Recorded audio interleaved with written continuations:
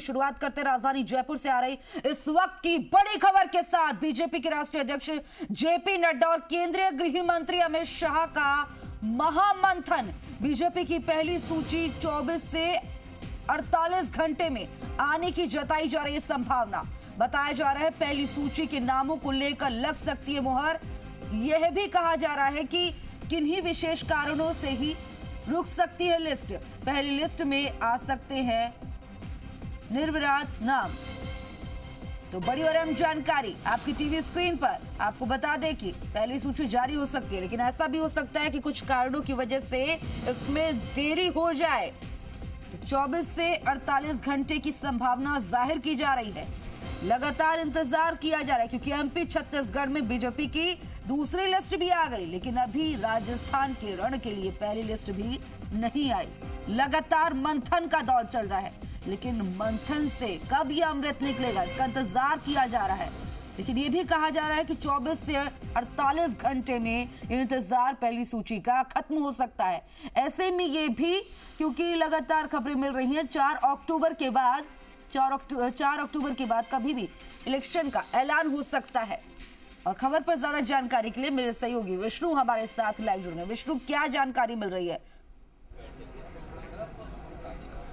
खुशबू, लगातार मैं आपको बता दूं कि यहां पर बीजेपी की ओर से महामंथन किया गया और 2 दिग्गज नेता यहाँ राजस्थान पहुँचे हैं। अगर यूँ कह सकते हैं कि 2 दिन पहले प्रधानमंत्री नरेंद्र मोदी यहाँ पर राजस्थान की धरा पर आए थे और चुनावी शंखनाद करके गए थे और उन्होंने कहा था कि बीजेपी जो है वो कमल निशान पर चुनाव लड़ेगी। और उसके बाद यहाँ 2 बीजेपी के दिग्गज नेता अमित शाह और राष्ट्रीय अध्यक्ष जेपी नड्डा और BL संतोष राष्ट्रीय संगठन महामंत्री, तीनों ने यहाँ पर रात भर मंथन किया क्योंकि लगातार यहाँ पर सुबह तड़के आज तड़के 3 बजे तक लगातार बीजेपी की मीटिंग चली है, महामंथन हुआ है। प्रत्येक जो राजस्थान में चीज़ है जिसको लेकर चुनावों को लेकर उस पर सारी रणनीति पर यहाँ पर चर्चा की गई है।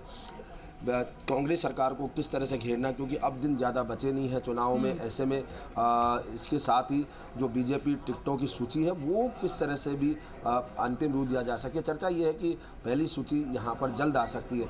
हालांकि बीजेपी के नेता कह रहे हैं कि जल्द सूची आ सकती है, लेकिन वो तारीख तय नहीं कर पा रहे।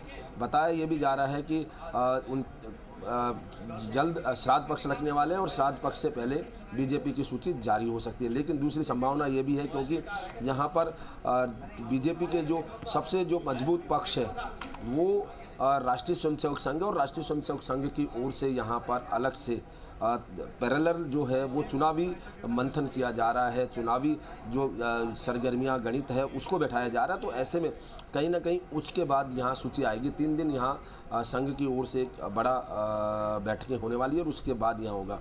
तो संभवतः 4 तारीख को, और संभावना ये भी जताई जा रही है कि 4 अक्टूबर को बीजेपी की केंद्रीय चुनाव समिति की बैठक होने वाली है और उसमें ये सूची पर मोहर लगेगी।